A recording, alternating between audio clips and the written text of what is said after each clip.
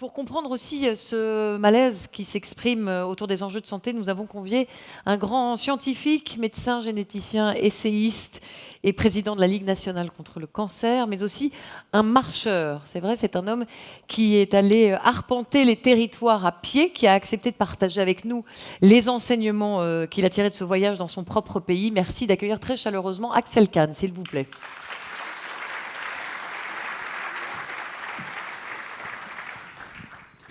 Je vous en prie. Bonjour.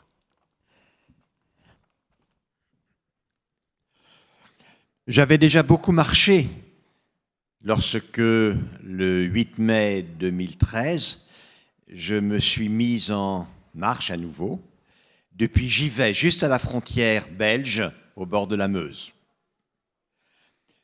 Je voulais continuer à m'émerveiller des beautés, penser, réfléchir, me préparer à mettre en forme le contenu d'un livre, Être humain, qu'est-ce ? Mon père m'a enjoint en mourant d'être raisonnable et humain. 43 ans après, il était temps de faire le bilan. Et puis à Givet, je suis tombé sur une autre réalité que je connais livresquement, que je connaissais par des articles, que je connaissais par la région où j'ai mes racines, à la frontière entre l'Aube et la Côte d'Or, entre la Bourgogne et la Champagne, qui est celle d'une France de territoire terriblement éprouvée, incroyablement éprouvée, et de populations qui portent les stigmates de cette épreuve. Cette année-là, en 2013, sur 1500 kilomètres, j'ai connu les Ardennes, sans carrière, sans métallurgie, sidérurgie, sans textile. Métallurgie, sidérurgie avait disparu également de la Champagne industrielle. Pratiquement tout avait disparu de la jadis si prospère vallée de la Loire, fleuron, miracle industriel de la France d'après la Première Guerre mondiale.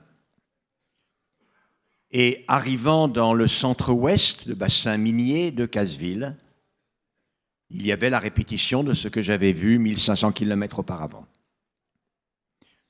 La caractéristique était des villes qui jadis avaient connu une certaine prospérité, difficile, laborieuse, mais permettant de vivre et d'envisager, alors que l'on avait pris la relève du père, du grand-père, que les enfants pourraient également le faire. Mais toute génération après génération avait disparu. Les manufactures avaient fermé, les commerces étaient partis, et pour les petites cités, la moyenne était une réduction de la moitié, des 2/3 de la population. 20 000 à 5 500 dans les Ardennes, par exemple, pareil, 16 000 à 5 000 à Decazeville, et partout à Lalande. Les populations étaient tellement persuadées, tellement habituées à cela, qu'elles avaient toute la certitude que le seul avenir était l'aggravation du pire, si je puis m'exprimer ainsi. Le pire est certain. Or, la certitude du pire est incroyablement démobilisatrice. L'on se mobilise lorsque cela peut servir à quelque chose. Sinon, c'est sauf qui peut, chacun pour soi.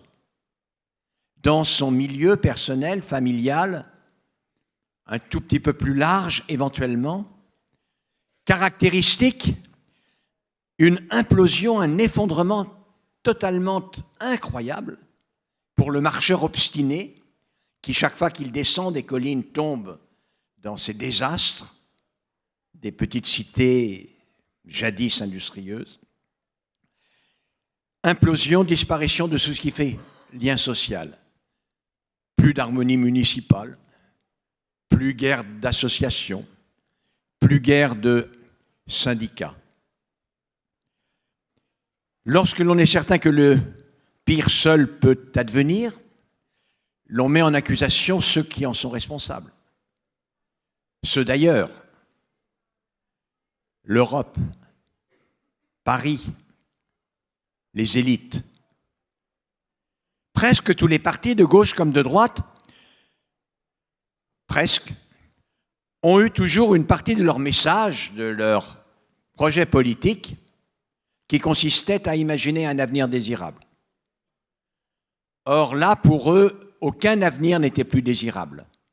Et cette notion même leur semblait impossible à imaginer. Et donc, ces populations, massivement, déjà en 2013, prêtaient l'oreille à des forces politiques qui leur proposaient de remplacer cet avenir désirable par le retour au passé, avec un phénomène politique extrêmement impressionnant. J'ai repris un peu toutes ces analyses dans le dernier livre que j'ai écrit, Chemin, pas le dernier, mais sur le sujet, Chemin, qui est paru en octobre 2018, 3 semaines avant l'émergence de la première manifestation des Gilets jaunes.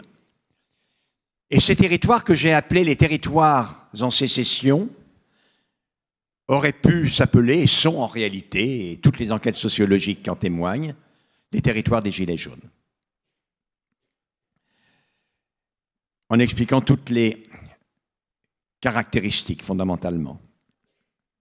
Dans cette descente aux enfers, vécue, appréhendée pour l'avenir, je dirais que l'effondrement du tissu sanitaire, des soins, est l'un des éléments qui est en quelque sorte la dernière peine, la cerise sur le gâteau mauvais et amer de la déchéance.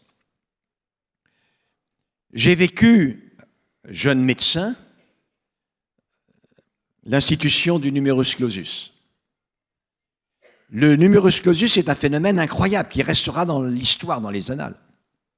Car rien n'est plus facile à imaginer que l'évolution de la démographie médicale compte tenu des règles de numerus clausus, et rien n'est plus facile, en tout cas, à appréhender globalement que l'évolution des exigences sanitaires compte tenu de ce qu'est le progrès médical, ce qu'il était déjà.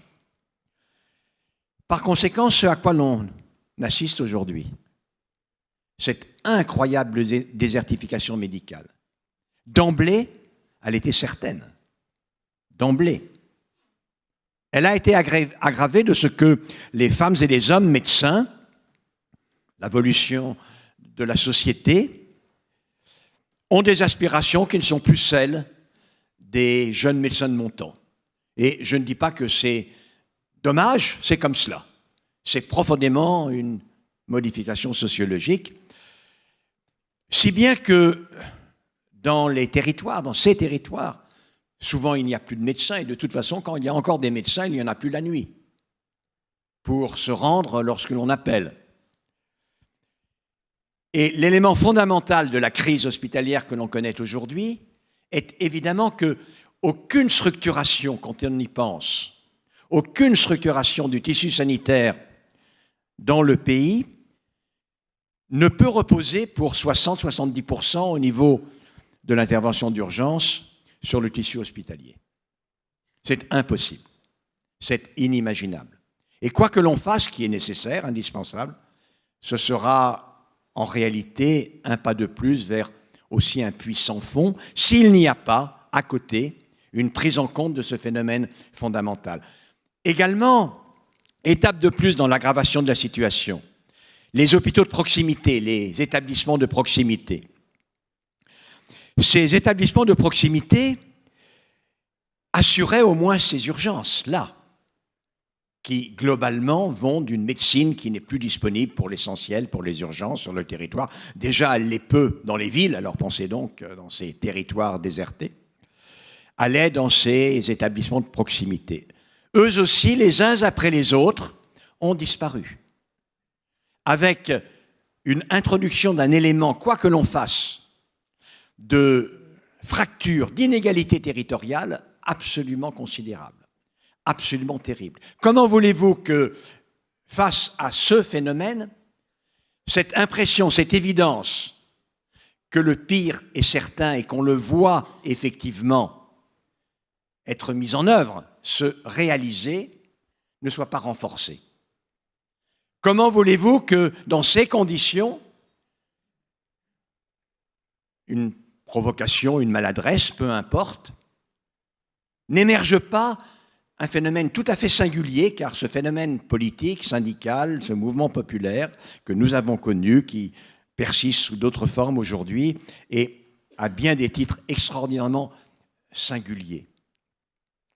Personne ne pouvait prévoir que le mouvement allait survenir en novembre 2018, mais en réalité, personne ne pouvait être étonné qu'il soit survenu. Il y suffisait d'une étincelle, en réalité. Je me rappelle être allé voir le président de la République de l'époque, car j'étais vraiment très éprouvé moi-même. J'aime ce pays qu'est le mien. Et je lui avais dit, vous savez, Monsieur le Président, si on n'y prend pas garde, des pans entiers de la population française sont prêts à faire sécession. Je ne dis pas qu'il y a très facilement possibilité de modifier les choses. En réalité, pour que on arrive à stopper cet engrenage du pire qui s'impose, il y faut deux éléments. Il y faut tout d'abord la capacité de rétablir la vision d'un avenir qui peut être désirable, et non pas par le retour à un passé, quoi que l'on en pense, forcément en partie illusoire. Mais comme les bonnes paroles, encore faut-il en avoir le talent, ça n'est pas de peu d'importance. Mais comme cela ne saurait suffire, il y faut autre chose. Et j'avais proposé à l'époque, en utilisant ces termes d'ailleurs, à dessein, un plan Marshall des territoires oubliés de la République. Plan Marshall des territoires oubliés de la République, en me référant au plan Marshall de l'après-guerre, dont l'objectif était double. Aider ces territoires dévastés par la guerre à se redresser et éviter que le communisme ne s'y impose. Là, ça n'était pas du communisme dont on pouvait se méfier. Mais j'ai dit ce dont il s'agissait. Et nous voilà dans cette situation. Maintenant, il faut essayer de rétablir la possibilité d'imaginer, y compris dans ces territoires, parce que on ne va pas en faire des déserts totaux. On ne va pas les déblayer de leur population résiduelle.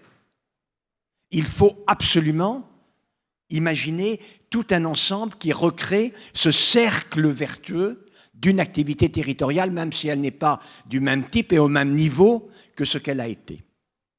Alors, dans ce contexte-là, pour la part que vous y prenez, professionnels de santé, du public ou du privé, vous avez du pain sur la planche, bonne chance.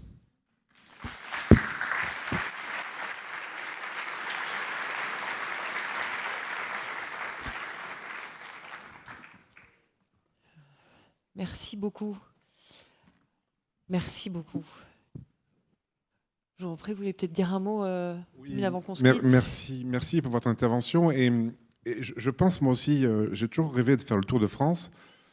Et moi, j'ai prévu de le faire en camping-car. Et vu votre élégance, je crois que je vais le faire à pied. Ce sera bien pour... Hein, tu es d'accord, Olivier?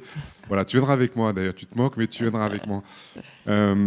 Et c'est vrai que j'ai retenu vivre de ces émotions et de ces plaisirs modestement. C'est vrai que ça fait aussi un lien entre nous tous. Et sur le pire, moi, j'ai une formule un peu différente. Je dis souvent, le pire n'est jamais certain. Voilà, le pire n'est jamais certain parce que, voilà, on est aussi... Moi, je le dis aussi. Mais je dis que pour ces populations, oui, le pire est certain, et c'est la raison pour laquelle il y a une différence entre moi, vous et ces populations. C'est vrai qu'il y a un décalage qu'on ne mesure pas, soit lorsque l'on est à Paris, soit lorsqu'on est dans nos villes ou dans nos établissements, même si la population que nous accueillons aussi est en grande souffrance, en grande détresse. En tout cas, merci pour votre témoignage, merci pour votre humanité et merci pour votre présence parmi nous. Merci. Bien, Merci beaucoup.